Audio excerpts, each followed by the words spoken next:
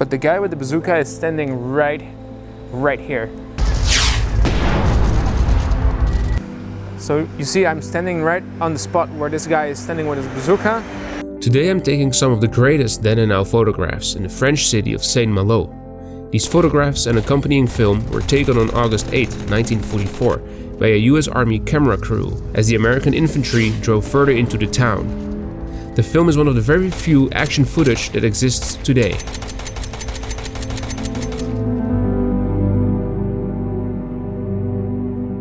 Before we continue, last year we published our very first photo book called Signal Corps Chronicles, the Remagen Bridgehead. Support our channel by buying this photographic history on Amazon.com. We've put together a book with every photograph related to the Battle of Remagen that we could find at the US National Archives.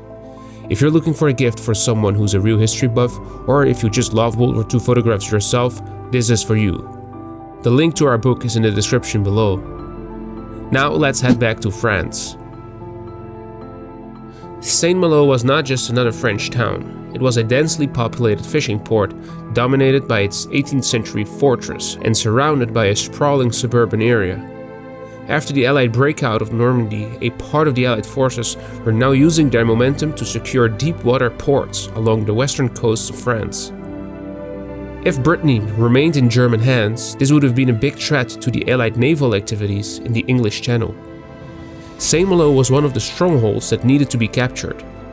This task fell to the US 83rd Infantry Division. They had arrived in Normandy in June and relieved the 101st Airborne Division at Carentan. Now they were fighting, making their way to Saint-Malo. The Germans refused to surrender, and the Americans had to fight block by block. Alright guys, we are in the town of Saint-Malo, France, Brittany, France, and we are in a street where within a range of 50 yards we have 3 or 4 incredible photographs, and this one specifically is one of my favorites here. 2 guys, 2 private first classes of the 83rd Infantry Division standing next to a M1917 water-cooled machine gun, and this photo has been taken right next to the gate, or in front of the gate, where they are aiming down the street. So today we're walking in the footsteps of the 83rd Infantry Division. So on the right we have 24 years old Ora Pace. He's a machine gunner in M Company, the heavy weapons company. And on the left of him, next to him, we have William Smith, private first class of the I Company, a rifle company, with his M1 Garand and a bayonet fixed to it. So we can even see the original gate on the photograph and some of the stones here in the background from the alley that is going in this direction. Amazing, amazing photograph.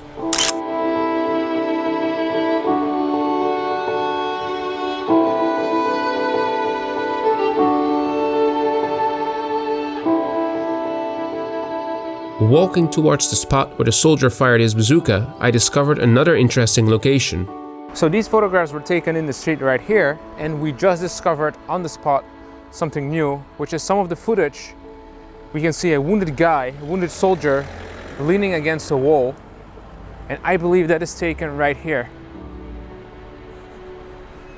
This is the only place that matches, and wherein the wall is exactly the same. Look, he's getting patched up right here. He's been hit by something. The gate looks exactly the same. The railing looks exactly the same.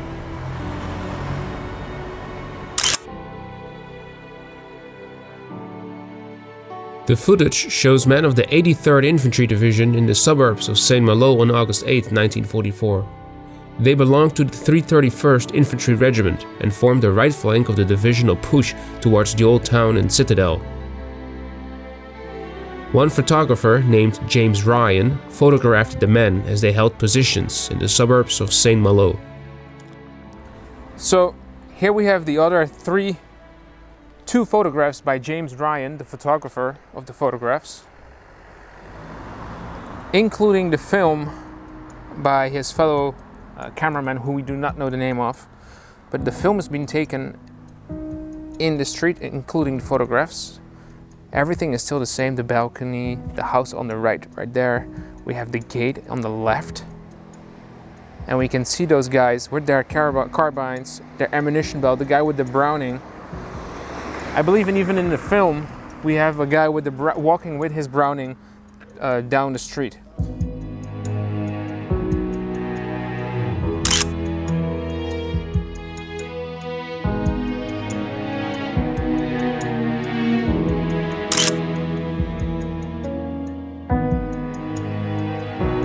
One of my favorite shots of this film is the guy with the bazooka, and it's incredible that we are able to match this up 85 years later. It's crazy. I'm gonna check if there are some traces of bullet impacts, maybe here. But the guy with the bazooka is standing right here, firing down the street, and we don't know if he hit a house or whatever he hit. That is because in the footage we don't see any big holes or damage from the bazooka in one of the buildings.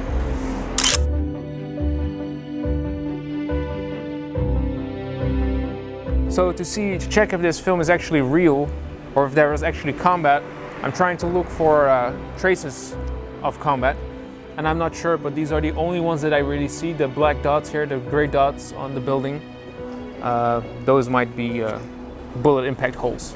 Look, this might be some patched bullet impact holes. There's maybe some above the door, so there might actually have been some combat here. One right there.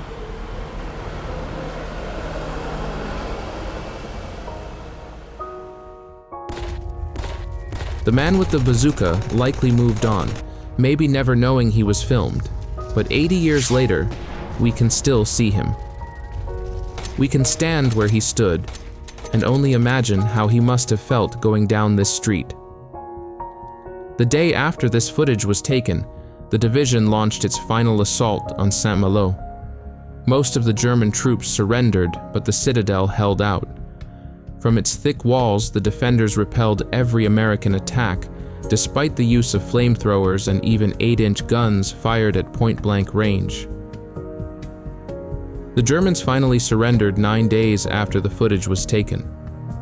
The citadel still stands today, its scars a visible reminder of the brutal battle fought here. Thank you all for watching. Make sure to subscribe to our channel and not miss out on any videos. If you wish to support the channel financially, please consider becoming part of our Patreon page for interesting posts, behind the scenes, and more. See you in our next video.